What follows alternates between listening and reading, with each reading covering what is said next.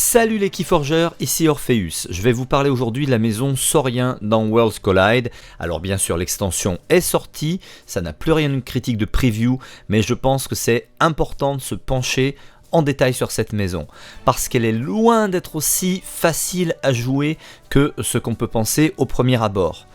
En effet, elle est vraiment basée sur des combos, et autant chaque carte séparément peut paraître plus ou moins forte, autant s'il n'y a pas les bonnes synergies derrière, ça va pas du tout donner ce qu'on voudrait. Donc là, je vais faire quelque chose d'un peu différent des vidéos précédentes, je vais détailler chaque carte toujours, en les notant de 1 comme étant vraiment lamentable, jusqu'à 5 comme étant limite broken, mais on va aussi parler donc de ces combos, de ces synergies. Commençons par Axiom of Grisc, c'est évidemment une carte énorme à laquelle je vais mettre 5 parce que c'est un play ward d'une créature et on détruit toute créature qui n'a pas d'ambre sur elle. On gagne 2 chaînes. Donc d'abord on va ward une créature et ensuite celles qui ont déjà de l'ambre vont être protégées. Donc on a tout intérêt à en protéger une à nous qui n'a pas d'ambre, comme ça on en protège une de plus. Tout le reste sera détruit. Si on a la possibilité évidemment avant de détruire les créatures adverses qui ont de l'ambre sur elles, il faut le faire. Alors oui, c'est 2 chaînes, mais quand on compare à un Coward's End par exemple, ou à un Gateway to 10, ça les vaut largement. C'est une carte qui bien jouée pourra permettre de clean un board avec beaucoup de précision, beaucoup de contrôle. Donc j'aime beaucoup et je répète, c'est un 5. Le Brutodon Auxiliary, c'est un taunt à 6 avec Hazardous 2.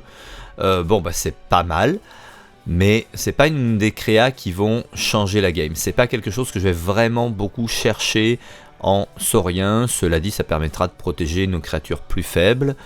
On va lui mettre un bon 3, parce que Taunt créa 6, Hazardous 2, ça vaut largement des Taunt Sanctum par exemple, qui avait de l'armure. Un bon 3.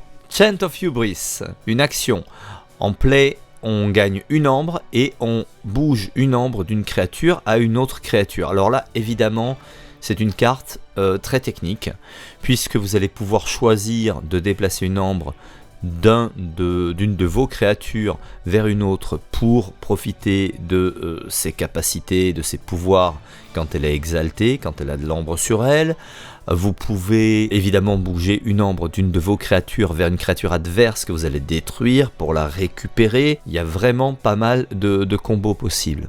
C'est ça que j'aime avec les sauriens, ils vous obligent à réfléchir, à jouer technique. Donc il y a une grosse marge d'erreur qui fait que les meilleurs joueurs vont mieux s'en sortir que les moins bons à deck égal. Ça, j'aime. Donc Chant of Hubris, une bonne carte qui va être importante. Bon, en même temps, c'est que une ambre, mais tu en gagnes une en la jouant, ça mérite un 4. Imperial Scrotum, et non, personne ne peut l'appeler Scotum, même si c'est un bouclier romain. Le vrai nom c'est Scrotum, je pense qu'on est unanime là-dessus. C'est un upgrade qui rapporte une ambre et cette créature gagne plus 2 armure. Déjà si avec ça, je serais content. Mais surtout, si cette créature est détruite, toute l'ambre qu'elle avait va sur la réserve commune. Ça veut dire que vous avez capturé une tonne ou vous avez exalté à fond. Eh bien vous n'allez pas faire à votre adversaire le cadeau de toute l'ambre qu'il y a sur cette créature. Même s'il la détruit, on s'en fout, ça ira dans la réserve commune. Alors c'est un 5, sans hésiter, c'est une carte que je veux dans mes decks sauriens. Attention cependant, ça marche seulement, comme la plupart d'ailleurs des cartes sauriennes qui ont cet effet, ça marche seulement si la créature est détruite. Donc on va craindre les Fear, Hysteria, Lights Out, Nature's Call bien sûr, toutes les cartes qui renvoient vos créatures dans la main, dans le deck, dans la réserve, même se faire faucher par Uxlix, le Zookeeper, ma créature préférée du jeu. Donc voilà une excellente carte. Imperium, une action qui rapporte une ambre et en play en ward 2 créatures amicales.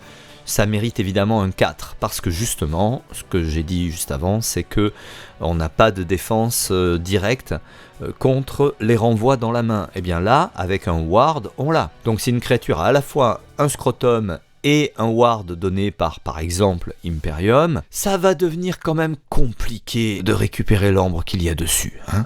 Et si en plus elle est à côté d'un gros taunt comme le Brutodon, vous allez vous accrocher pendant longtemps, et même si vous y arrivez à la fin, le tempo gagné par les sauriens va être colossal. Legatus Raptor, un dino qui est à 4 avec 1 d'armure. Déjà c'est bien. En fight, on peut l'exalter et si on le fait, on ready et use une autre friendly créature. C'est pas mal, le pouvoir est vraiment intéressant. Le souci c'est qu'il y a mieux en fait, en saurien.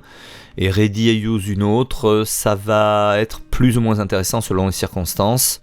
J'aurais presque envie de lui mettre un 3,5 quoi. Selon les cas, ça va être un 3 ou un 4. Odoak, le patricien. Alors ça, c'est une carte qui est quasiment indispensable si vous craignez de faire face à des shadows. Odoak the Patrician, c'est une carte à 5, une créa, qui est dinosaure et politicien, évidemment, qui en play capture 1, et tant que le patricien a de l'ambre sur lui, votre ambre ne peut pas être volée. Donc voilà, littéralement, tous les vols en shadows ou en logos, ils vont pouvoir s'asseoir dessus.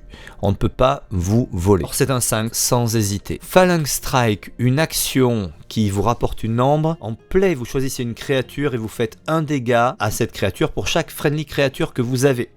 Et vous pouvez exalter une friendly créature pour répéter cet effet. Autrement dit, si on exalte, on peut faire 2 fois, sur 2 créatures différentes ou sur les mêmes, un dégât équivalent au nombre de créatures qu'on contrôle. C'est très fort. C'est très bon, c'est très fort, c'est un 4. Praefectus Ludo, un dinosaure A5. C'est une carte qui vraiment fait la différence parce qu'il donne à toutes vos friendly créatures le trait détruit, déplacer toute l'ambre sur cette créature vers la réserve commune. Donc tant que Praefectus Ludo est là, et bien sûr il faudra le protéger au maximum. Si un de vos dinosaures avec plein d'ambre sur lui meurt, ça va sur la réserve commune. Je mets un 5 sans hésiter à notre préfet. Le Questor Jarta est une créature à 3 élusive. En rip, on peut l'exalter et si on le fait, on gagne 1. Alors ça veut dire que sur un rip, vous lui mettez une ambre dessus et vous gagnez 2. Au pire du pire, plus tard, votre adversaire le tuera et récupérera l'ambre qu'il y a sur lui, ce qui fera un strict équivalent de ce que vous avez gagné en plus.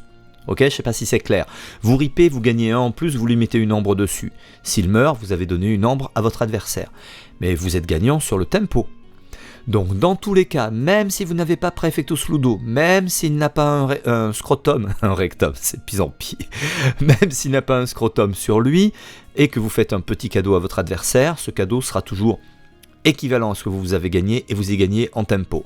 C'est un 4 pour notre Questor. Rhetor Galim, une créature, tiens, sympa l'illustration, on dirait un peu un dragon chinois. Créature donc à 3, en play, les clés de votre adversaire coûtent plus 3 durant le prochain tour. Donc déjà, c'est super fort, hein, c'est comme le mauvais œil en 10. Et en rip, vous pouvez l'exalter, et si c'est le cas, les clés de votre adversaire coûtent plus 3 pendant leur prochain tour.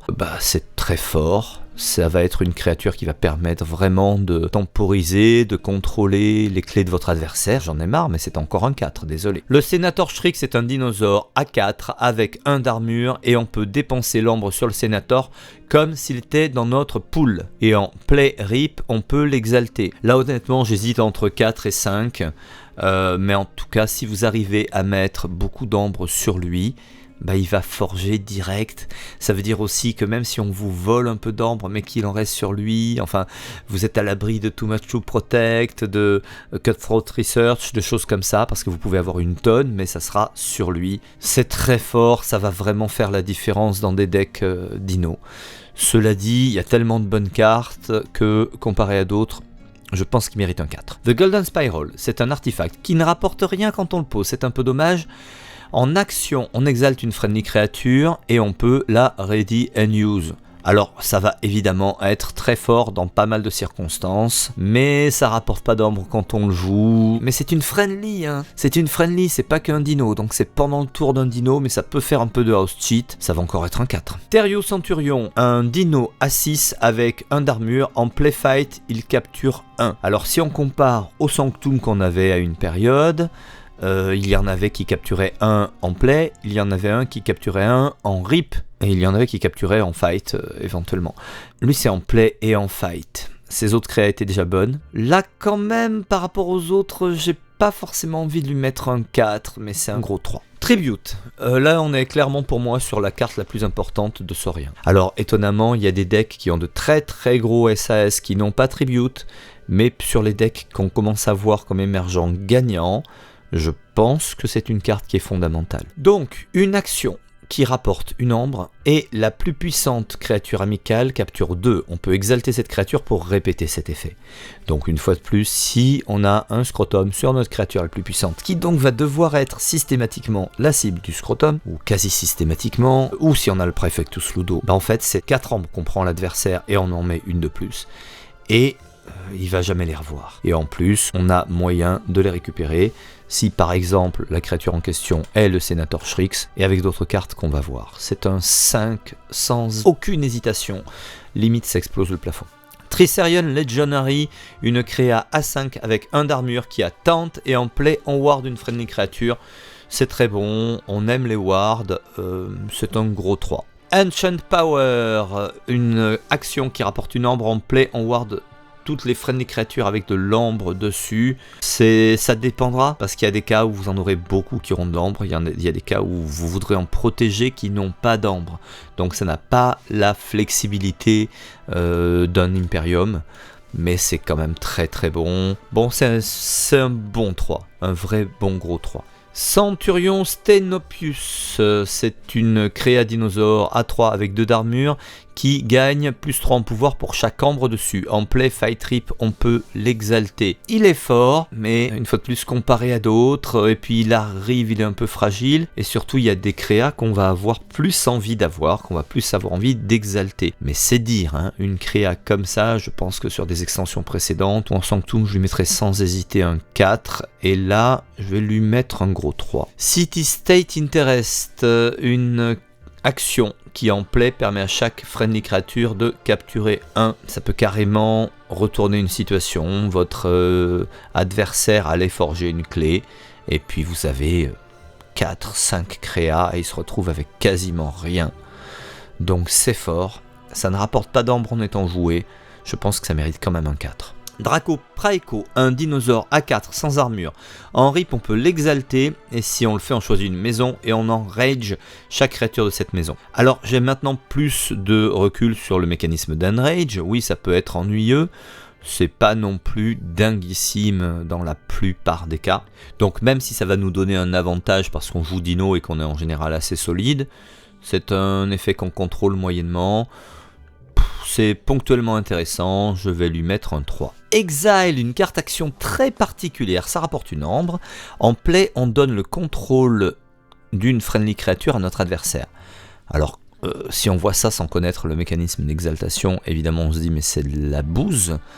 Mais en fait, évidemment, on va le faire quand on a une créature avec plein d'ambre dessus. On a exalté, on lui a pas mis de scrotum dessus, on va la donner à l'adversaire et il va pouvoir la récupérer, mais on va la tuer et on va soi-même gagner plein d'ambre. Idéalement, on fait la combo dans le tour. Alors, faut bien choisir sa créature. Hein. Mais c'est une bonne carte qui peut faire une différence, qui est quand même très très technique à utiliser. C'est pour ça que je ne lui mets que 4.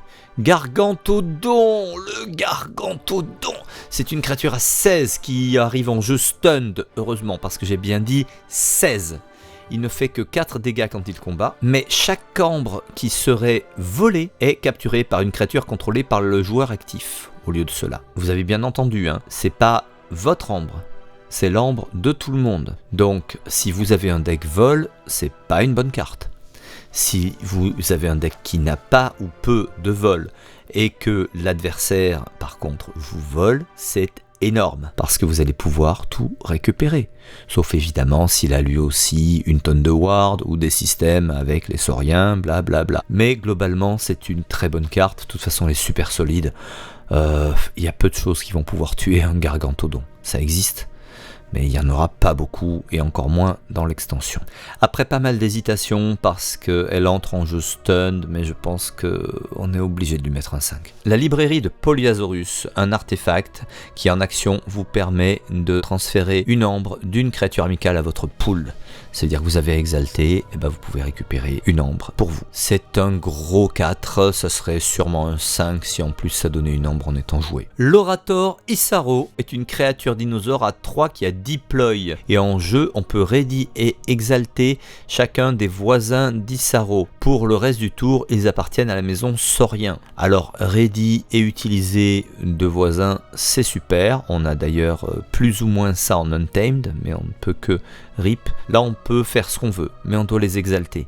Donc c'est potentiellement un cadeau de 2 ambres à l'adversaire, sauf bon setup. C'est pour ça que je ne vais lui mettre qu'un gros 3. Mais avec le bon setup, dans le bon deck, il peut faire mal. Paraguardian, une créature à 6 qui a 1 d'armure, et en rip on peut l'exalter si on le fait en ward chacun des voisins. Une fois de plus, c'est excellent, c'est un très très gros 3. Comparé à d'autres cartes, je me vois pas lui donner un 4. Philosopherus, un dinosaure à 4. En rip, on peut regarder les 3 cartes du dessus de notre deck. On en archive une, on en met une dans notre main, on en discarde une.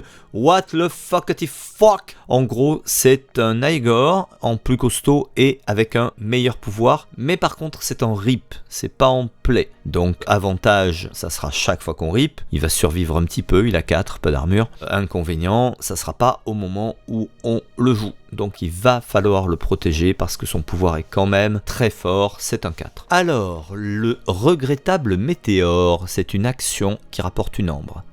Accrochez-vous bien.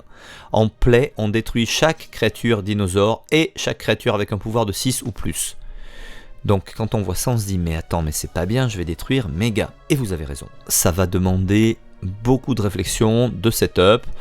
Si vous avez les moyens de l'archiver, ça sera probablement souvent une bonne stratégie. Mais dites-vous bien que, d'une part, si l'adversaire joue dino ou des grosses créas et qu'à un moment donné, votre board n'inclut aucun des deux, bah vous allez pouvoir lui faire très mal. D'un autre côté, vous pouvez aussi timer ça en mettant des wards, et ensuite vous allez faire sauter vos wards, mais vous allez détruire ce qui est en face. Donc c'est une carte très très tricky, c'est pour ça que je ne lui mets qu'un 3, mais honnêtement ça peut vraiment faire une différence sur un jeu. Ça va aussi dépendre des decks, hein. Dans certains decks ça sera une carte carrément morte, ou dans certains match-up, mais par contre il y a des cas où ça va vous donner la game. Six Emperor Tyrannosaurus, je vous défie de dire ça 3 fois très vite. C'est une action qui ne rapporte rien. En play, on bouge chaque ambre de la plus puissante créature jusqu'à notre pool et on la détruit. J'ai bien dit la plus puissante, pas votre plus puissante. Ça veut dire que si quelqu'un a choisi une créature pour un tribute qui est forcément la plus puissante, vous pouvez la détruire et prendre toute son ambre. En plus, ça commence par move each amber. Ça veut dire que même s'il y a un ward, vous allez d'abord déplacer toute l'ambre. Ensuite, vous allez détruire et la destruction ne marchera pas s'il y a un ward, c'est le ward qui va sauter. Si d'un autre côté, la créature la plus puissante sur le board n'a pas d'ambre et n'a pas de ward, vous allez la détruire. Si c'est une créature ennemie, c'est quand même un peu bénef. Et si c'est à vous qu'appartient cette créature, mais qu'elle a un scrotum, ou que vous avez notre ami le Praefectus, vous allez récupérer l'ambre qu'il y a sur votre créature. C'est un 5, même si elle va demander beaucoup de réflexion et de setup pour être jouée. Stomp, c'est une action qui rapporte une ambre. En play, vous faites 5 dégâts à une créature. Si ça la détruit, vous exaltez une créature amicale. Dans tous les cas, c'est tout bénef. Puisque si vous ne la détruisez pas, c'est que vous l'entamez pour pouvoir la finir ensuite. Et si vous avez détruit une créature qui vraiment vous ennuyait et que vous exaltez une créature amicale, vous allez pouvoir choisir laquelle vous exaltez. La plupart du temps, ça va vous arranger. C'est une bonne carte qui mérite un 3. Terror dactyle, une créature qui n'est pas un saurien d'ailleurs, qui est une bête. Ça mérite d'être souligné pour certaines cartes qui s'intéressent à ça. C'est une créature à 12. Elle arrive stunned et elle ne fait que 4 dégâts quand elle combat. Mais, before fight, elle fait 4 dégâts à chacun des voisins de la créature qu'affronte le Terror dactyle, dont j'adore le nom. De toute façon, globalement, j'adore les noms des sauriens. C'est très fort, ça serait carrément pipé si elle n'arrivait pas stunned. Donc là, on va lui mettre quand même un 4. The Callipygian Ideal. Alors, est-ce que vous savez ce que c'est être calipige? Eh bien, c'est avoir un beau cul. Alors parfois, par extension, c'est avoir un peu des formes. Voilà, c'est donc un idéal romain du beau cul et d'un peu des formes. Voilà. C'est pour ça d'ailleurs que le saurien regarde en dessous de la cape de la statue pour voir s'il y a une belle paire de fesses. Rien que ça mérite de jouer la carte. Et donc, c'est un upgrade. En play, on exalte cette créature et elle gagne. Vous pouvez dépenser l'ambre sur cette créature comme si elle était dans votre pool. Encore un truc super fort. Évidemment, vous allez le faire en estimant qu'au tour d'après, ça va vous permettre de faire une clé et en espérant que l'adversaire ne pourra pas vous la tuer avant. C'est quand même très fort, ça mérite un 4 parce qu'il n'y a pas d'ambre dessus, mais on est à la limite du 5. Tribune Pompitus, un dinosaure à 4 avec 2 d'armure et chaque friendly créature gagne plus 2 en pouvoir pour l'ambre qu'il y a sur elle. Pas sur le tribune, sur la créature. Before fight, on peut l'exalter. Alors, c'est bien, mais on ne peut l'exalter qu'en before fight, donc pas en rip, pas en play, et il faut que chaque créature ait de l'ambre sur elle. Ça reste quand même très fort, elle est assez solide, ça mérite un 4, mais vous allez voir, il y a mieux. Auto Legionary, c'est un artefact robot allié. En action, on le met sur un flanc de notre battle line, et il est considéré comme une créature en fait, avec 5 en pouvoir qui appartient à toutes les maisons. C'est pas mal, ça demande un très long setup, c'est-à-dire qu'on la joue, on fait une action, et il arrive donc comme créature, ça ne rapporte pas d'ambre. Allez, on lui met 3. Cincinnatus Rex, un dinosaure à 6 avec 4 d'armure. Alors, s'il n'y a pas de créature ennemie, on le détruit. Heureusement. Parce qu'en fight, on peut l'exalter, et si on le fait, on ready chaque autre friendly card. J'ai pas dit créature, j'ai dit card.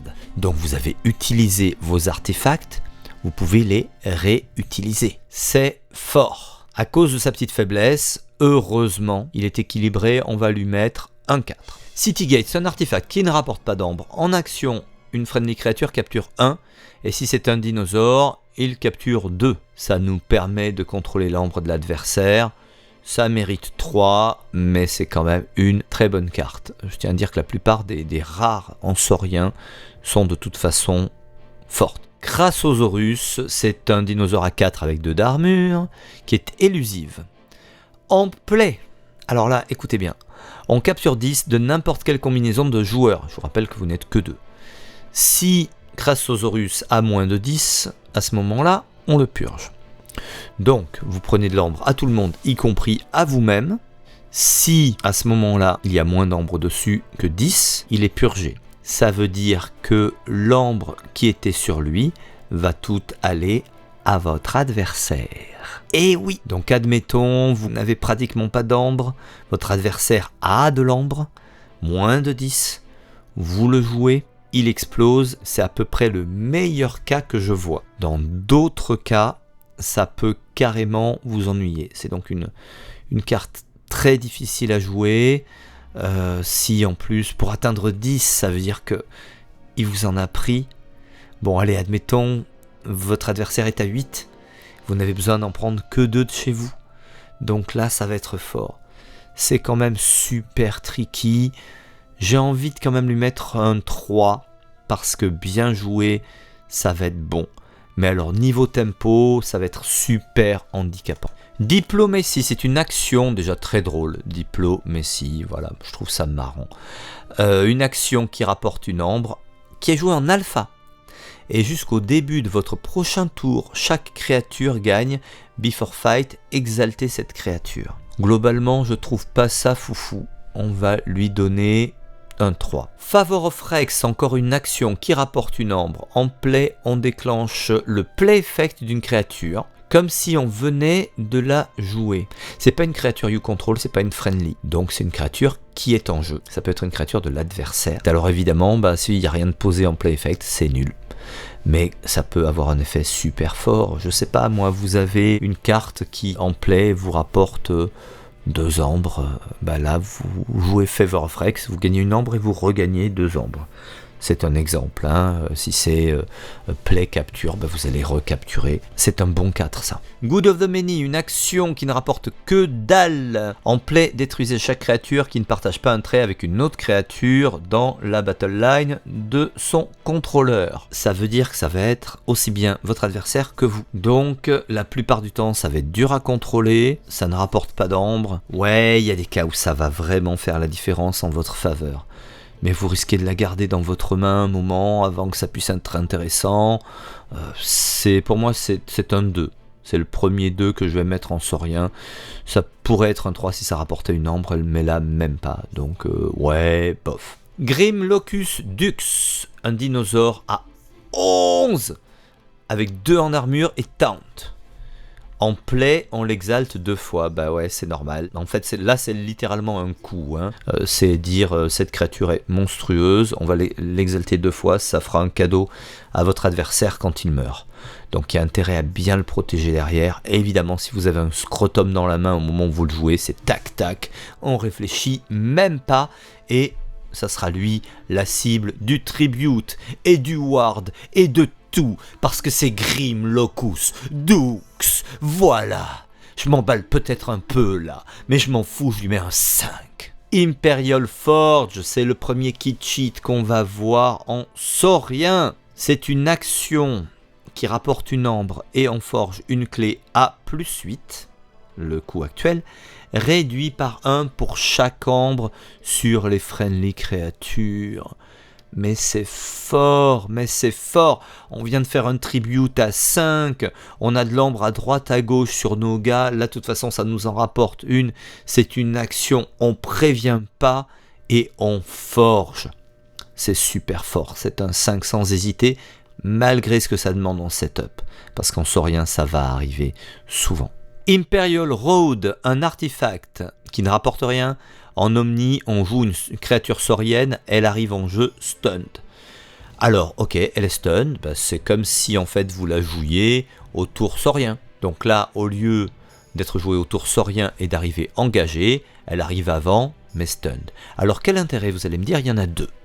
D'abord, ça va faire tourner votre main, puisque si vous avez une créature saurienne, alors que vous n'avez pas envie de jouer saurien, et ben voilà, vous allez faire tourner, c'est limite comme une archive, sauf que c'est mieux, parce que si c'est un saurien qui a un play effect ou qui a un effet latent intéressant, ça va arriver de suite.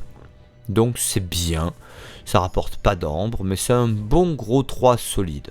Compsos Aruspex, un prêtre dinosaure, tiens, voyez-vous ça, qui est à 4, et les play effects de chaque friendly créature sont des play rip effects. Alors, en soi c'est fort, évidemment, le souci étant que il faut que ça soit combo avec votre deck et avec ce que vous avez déjà posé ou en main. Dans la pratique, la plupart du temps, ça va pas forcément être si intéressant que ça, donc il mérite 3, à mon avis pas plus. Livia the Elder, une rare à 4, en rip on peut l'exalter et si c'est le cas, tous les effets fight et les effets rip des friendly créatures deviennent des effets fight rip pour le reste du tour. C'est un peu compliqué à dire mais c'est très simple. Vous ripez avec elle, vous l'exaltez et donc toutes vos créatures qui ont un effet soit fight soit rip peuvent utiliser cet effet en rip ou en fight. Donc oui c'est intéressant, ça demande quand même aussi un certain setup et le bon deck, ce qui fait que c'est pas ma rare préférée et de très très loin en dino. Je vais lui mettre un 3. Primus Ungis. C'est peut-être ma créature préférée dans cette maison en fait. Elle a pas l'air comme ça, mais elle peut tellement retourner une game. C'est une créature dinosaure à 5 avec 1 d'armure. Alors déjà, moi le dessin me fait énormément penser, malgré la couleur, au lézard, l'adversaire de Spider-Man, et donc ça me plaît. Et surtout, chaque friendly créature gagne plus 2 en pouvoir pour chaque ambre sur Primus Ungis, pas sur chaque ambre sur elle comme on l'a vu précédemment. Et en rip, on l'exalte. Il suffit d'un tribute exalté et répété et Primus Ungis aura 5 ambres sur lui, ça veut dire que toutes nos créatures ont plus 10 en puissance et ça peut monter très vite comme ça, donc c'est super fort. Alors évidemment vous avez intérêt à le protéger parce que si il est renvoyé dans votre main, vous perdez tout ça. Il y a aussi Petit Bot qui m'a fait le pire coup de pute de l'histoire de Keyforge en mettant un bon Collar of Subordination sur lui. Donc tout d'un coup, c'est ses créas qui avaient toutes plus 10. Et j'étais un peu deg. Et j'ai perdu la partie clairement à cause de ça, parce que sans ça, je pense qu'elle était pour moi. N'est-ce pas mon petit bot? Donc c'est très fort, j'adore, c'est un 5. Saurus Rex, un dino à 6 en Fight Trip. S'il est au centre de la battle line, on peut l'exalter. Si on le fait, on recherche dans notre deck une carte saurienne, on la révèle, on l'ajoute dans notre main, on mélange notre deck. Donc l'effet est fort, puisque c'est ce qu'on appelle un tutor, on va chercher une carte dans notre deck, c'est super fort. Mais il faut qu'il soit pile au centre de la battle line, c'est en Fight Trip. Ça sera quand même un peu compliqué comme setup, mais l'effet est tellement fort qu'il mérite un 4. Le plus mauvais jeu de mots de l'histoire de Keyforge est maintenant Sorry About That, Sorry écrit comme saurien. C'est une catastrophe, je suis complètement fan de ce nom complètement pourrave. C'est une action qui ne rapporte rien, mais en play on détruit une créature et son contrôleur gagne une ambre. Alors, voilà, c'est bien détruire une créature comme ça, sans autre condition. Ça rapporte pas d'ambre et ça en donne une au contrôleur, c'est ce qui fait que je la mitige. Je vais quand même lui donner un 3, parce que si on peut détruire un Gargantodon ou un truc énorme comme ça, que peu de cartes dans l'extension peuvent détruire, ça vaudra le coup. Sénator Brachus, un dinosaure à 4. On peut dépenser l'ambre sur les friendly créatures comme si elles étaient dans notre pool. Et en Fight Trip, on exalte le sénateur Brachus. Donc c'est le même effet que l'autre sénateur, mais au lieu que ça soit sur lui, c'est sur toutes les friendly créatures. C'est donc encore beaucoup plus fort et lui, je lui donne le 5. Sans hésitation. So Salt, une action qui rapporte une ambre qui se joue en alpha et jusqu'au début de notre prochain tour, les créatures ne peuvent pas être utilisées pour rip. Toutes les créatures. Donc en gros, ça sera intéressant si vous jouez saurien, que vous n'avez pas encore de saurien posé ou que vous avez pour intention qu'il se contente de fight. Là, on va dire ok, voilà, les sauriens qui sont posés, ils vont fight. Vous en posez d'autres et l'adversaire ne pourra pas rip du tour, et si fight ou utiliser ses actions n'est pas très intéressant pour lui, il va perdre en tempo. C'est plutôt bien. Il y a quand même des limitations qui font que je lui mets 3. Spartosaure, dinosaure à 6 avec 1 d'armure et un dessin supra cool de gladiateur. Après qu'une créature amicale soit détruite, on détruit toute créature non dinosaure. Et en fight, on gagne 2. Alors il sera parfois très technique à jouer, évidemment l'adversaire peut aussi jouer des sauriens, nous-mêmes on peut avoir d'autres créatures qui vont être détruites par lui, mais ça peut faire une telle différence sur le board que je suis quand même obligé de lui mettre 4. Tertiette, une action qui rapporte une ambre. Tertiette, ça vient bien sûr de decimate, décimer, dont l'origine veut dire simplement tuer une personne sur 10, ce qui était effectivement un châtiment des Romains, par exemple à l'encontre des déserteurs ou des gens qui s'étaient rebellés, qui s'étaient opposés à l'autorité. C'est la fin de la leçon d'histoire, donc c'est un nom assez cool, puisque la tertiette, ça veut dire qu'on va détruire littéralement le card text. Voilà, en play, on détruit un tiers de toutes les créatures ennemies et un tiers de toutes les créatures amicales, en arrondissant au-dessus. Ok, c'est l'acting qui choisit qui le détruit, quand même on va être obligé, si on a des créatures nous-mêmes posées, sinon ça aura son effet sur l'adversaire, on va être obligé de détruire des créatures à nous, ou de faire sauter des wards, c'est pour ça que je suis vraiment pas fan. Ça rapporte une ambre, allez, on lui met un 3. Le Colosseum, un artefact après qu'une créature ennemie soit détruite en combat, donc même quand elle vient nous attaquer, on met un Glory Counter sur le Colosseum, et en Omni, s'il y a 6 ou plus Glory Counter sur le Colosseum, on en enlève 6 et on forge une clé au coût actuel. C'est donc un kit sheet. C'est un des rares kit sheets qui ne nous coûte pas d'ambre, qui n'en rapporte pas non plus en étant joué. En plus, c'est un artefact donc qui reste en jeu, et on pourra l'utiliser quand on pourra déclencher l'effet. C'est franchement fort, ça mérite un 5. Et la dernière carte de cette série est Triumph, une carte action qui rapporte une ambre, et en play, s'il n'y a pas de créature ennemie, on exalte chaque créature amicale. Si on le fait qu'il y en a 6 ou plus, on forge une clé à 0 beaucoup. Alors ouais, les conditions sont un peu compliquées à réunir, mais le résultat est juste énorme. Clairement, il faut avoir clear le board et avoir soi-même 6 créatures, en poser 6. C'est super fort. Malgré toutes les conditions, je lui mets un 5. J'aimerais faire un bilan là de tout ce qu'on vient de voir. Alors cette vidéo sera un peu plus longue que les autres, mais je pense que ça le mérite et que ça mérite que vous la regardiez jusqu'au bout. Au niveau des notes que j'ai données aux cartes, on explose tous les compteurs. Clairement, cette maison est supra forte. Par contre, si vous n'avez pas les bonnes combos et que vous commencez à exalter tous les côtés, si il a des cartes qui renvoient dans votre main ou ailleurs et que vous n'avez pas suffisamment de ward, vous faites juste des cadeaux à votre adversaire. Là, inutile de dire que toutes les cartes qui font ce type d'effet sont devenues beaucoup plus fortes.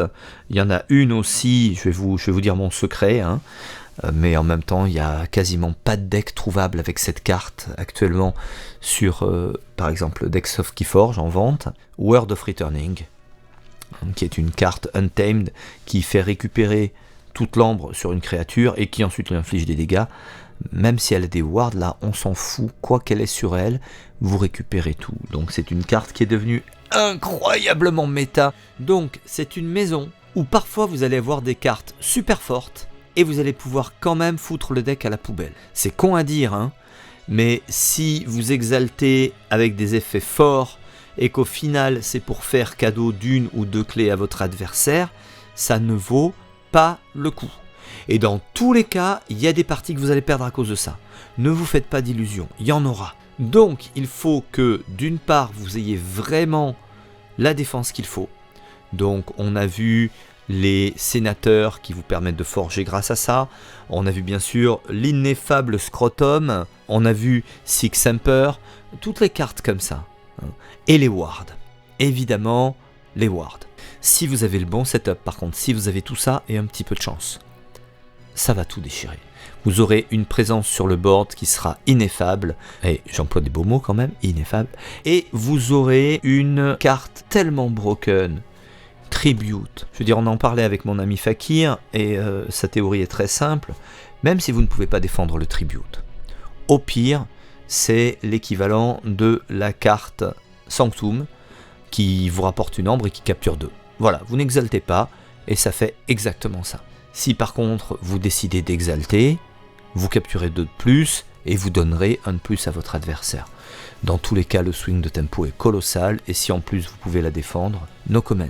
Donc on a une maison vraiment très très intéressante à jouer, mais qui va être difficile à évaluer, que ce soit quand vous achetez un deck sur le marché secondaire, ou encore pire, quand vous êtes soit en scellé, soit en train d'affronter un adversaire, surtout pour les formats où vous devez lui mettre des chaînes, il va y avoir des erreurs d'évaluation, clairement, là le player skill va se déterminer aussi à ce niveau-là. Et puis surtout, et ça c'est une chose qui me plaît beaucoup, et je suis entièrement d'accord avec Petit Bot sur ça, c'est vraiment une maison où le player skill va se déterminer pendant le jeu, parce qu'il y a une marge d'erreur qui est énorme, et une marge de bon play qui est énorme aussi. Donc clairement, je suis fan de cette maison, elle est quasiment broken. Je sais pas si vous avez réalisé, là, si je fais la moyenne de tout ce que j'ai dit, on explose vraiment les compteurs.